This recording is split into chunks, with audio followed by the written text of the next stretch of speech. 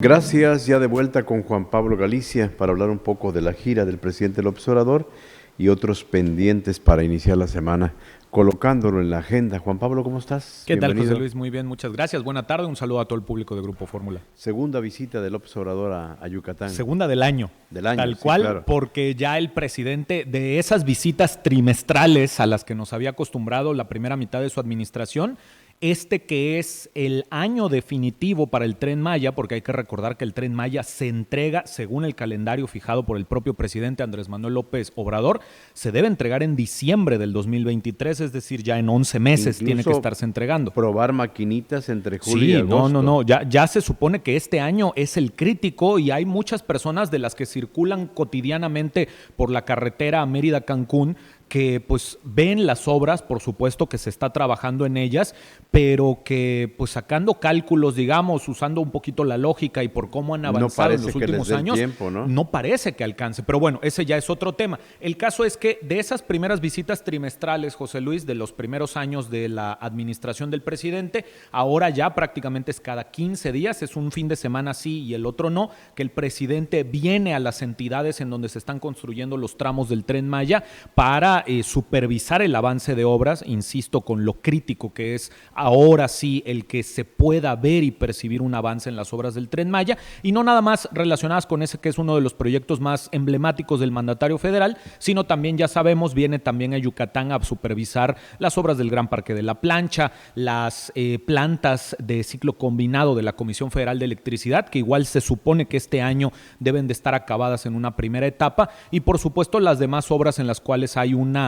participación federal en conjunto y en coordinación con el estado de Yucatán. La visita del presidente de la República, después de allí se trasladó a Campeche y hoy inclusive en su conferencia matutina también estuvo hablando de la labor que tiene y que lleva a cabo el Instituto Nacional de Antropología e Historia en el tema de la preservación conforme van avanzando los trabajos del Tren Maya. Interesante, por supuesto, seguirle la pista a lo que hace el presidente durante estas visitas quincenales que ahora realiza a la península de Yucatán,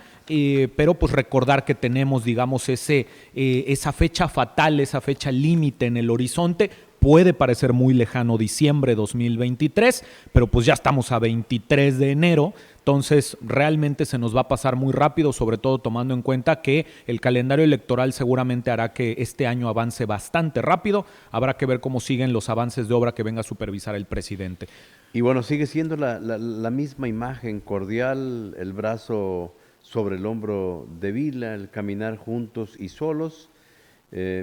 hablando tal vez de cosas todavía un poco más secretas, pero en lo trascendental sigue firme el tema de lo que es progreso, la obra. Ah, sí, por supuesto. Del puerto de altura, la ampliación del puerto de altura que se está haciendo la Secretaría de Marina. Sergio Chan avanzando con respecto al tema del IETRAM, esto en la ciudad de Mérida,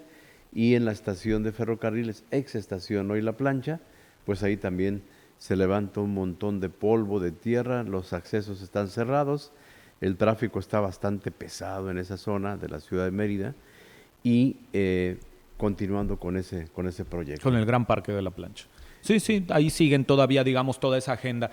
Justamente, y fíjate, José Luis, también hablando un poquito, digamos, de cuestiones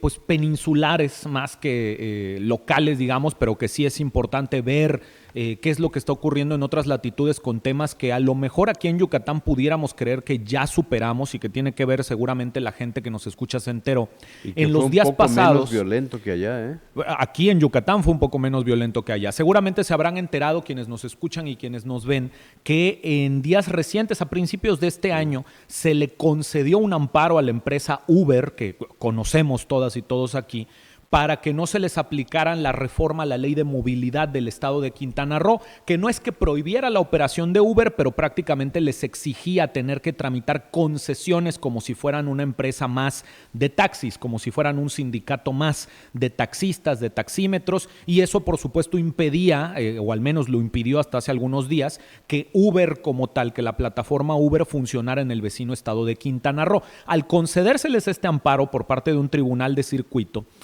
pues prácticamente Uber entra en funciones porque como servicio, como negocio que es, digamos, al no haber un impedimento porque el amparo los protege, entra a funcionar la aplicación literalmente de la noche a la mañana, tiene apenas unos pocos días que esto ocurre y se viene una reacción muy fuerte y como bien comentas, muy violenta de parte de los grupos de taxistas en el vecino estado de Quintana Roo, específicamente en Cancún, que digamos es en donde hay una mayor afluencia de turistas y es en donde está la mancha urbana más grande, que pues se dedica y se mueve a partir justamente de la derrama económica que deja el turismo en esa entidad. Y acá llama la atención, independientemente de que por supuesto podemos y debemos de señalar como violentas las reacciones que han tenido los grupos de taxistas ponchando las llantas de los vehículos Uber e inclusive digamos generando temor, más allá de la molestia, temor entre los turistas, y circularon muchos videos el fin de semana justo de turistas que bajaban de los Uber para poncharles la llanta a los vehículos Uber y que pues después a los turistas les decían pues no es contra usted, pero pues no puede circular en un Uber porque pues no, porque no se puede. Y en ese sentido ya fue emitida hace unas pocas horas, José Luis, para quienes nos escuchan, una alerta de viaje de parte de la Embajada de los Estados Unidos en México. Fue emitida una alerta de viaje, José Luis, para que no viajen turistas estadounidenses al vecino estado de Quintana Roo, específicamente a la ciudad de Cancún, debido a esta actitud que están teniendo los grupos de taxistas en contra de las plataformas de Uber. Ahora, más allá, insisto, de esto que podemos señalar y que debemos señalar respecto de cómo se están tomando los distintos grupos la llegada y la entrada de Uber en Cancún y en Quintana Roo, me parece que también es importante revisar un poquito la experiencia yucateca en lo que ocurrió cuando Uber también entró a funcionar aquí en Mérida y entró a funcionar en Yucatán. En estos primeros días, y si ustedes, si quienes nos escuchan, si quienes nos ven, tienen familiares, tienen amistades, tienen relación con alguien o van al vecino estado de Quintana Roo, en estos primeros días va a ser prácticamente unánime el apoyo de la ciudadanía a Uber por este tema justamente del contraste que se está generando mediáticamente y en opinión pública entre la manera en la como están reaccionando los taxistas y el precio que cobraban los taxistas versus el precio que cobra Uber, la manera en la que da el trato Uber y todo lo demás. Pero vale la pena recordar, José Luis, y esto se supo el año pasado justamente por un escándalo que se conoció como el Uber Leaks o la filtración de documentos de Uber, es parte del modus operandi de Uber. Uber se dedica, ya lo sabemos, es conocido por todas y por todos, se dedica a abrir nuevos mercados siempre con esta imagen de que son los buenos de la película, de que son los que tienen un mejor precio, de que son los que te ofrecen agua, de que son los que te abren la puerta, de que te dan un excelente servicio, de que si no te gustó el servicio lo puedes reclamar y te regresan completamente todos los fondos, pero eso es los primeros meses. En el momento en el que logran asentarse en un nuevo mercado, y esto es importante que lo escuchen las personas que están en Quintana Roo, que a lo mejor nos sintonizan, nos ven y alcanza a llegar la señal hasta allá, no va a pasar mucho tiempo para que cuando se normalice, entre comillas, la presencia de Uber en Quintana Roo, pues se conviertan realmente no solo en un jugador más, sino inclusive en un monopolio prácticamente para fijar el precio de este tipo de servicios y además para precarizar el propio servicio que ahorita están brindando de una manera quizás muy buena, y nadie se va a quejar de ello, pero que en unos pocos meses va a terminar siendo también lo que hemos visto nosotros aquí en Yucatán. Totalmente. Precios en los que prácticamente, digamos, hay tarifa dinámica cada tercer día, en los que ya el servicio no tiene nada que ver con los primeros días en los que se estaba brindando este servicio. Ni agua te ofrecen, ni nada, por supuesto, y en el que además sabemos igualmente toda la situación de violencia, casos de acoso sexual y hasta de secuestro que han ocurrido en plataformas tecnológicas en algunas otras entidades de la República, porque todo lo que venden en los primeros días, en esta, digamos, luna de miel que tiene la plataforma Uber con las ciudades en las que entra y abre, pues dura muy poco realmente, José Luis. Lamentablemente dura cada vez menos. Y nuevamente, revisar para las personas que estén interesadas en darle seguimiento al caso, el Uber Leaks o la filtración de documentos de Uber del año pasado, hay un modus operandi muy claro en ese sentido, en el que Uber, el interés que tiene, ni siquiera es que cada cada vez más gente use su plataforma, solo es abrir nuevos mercados.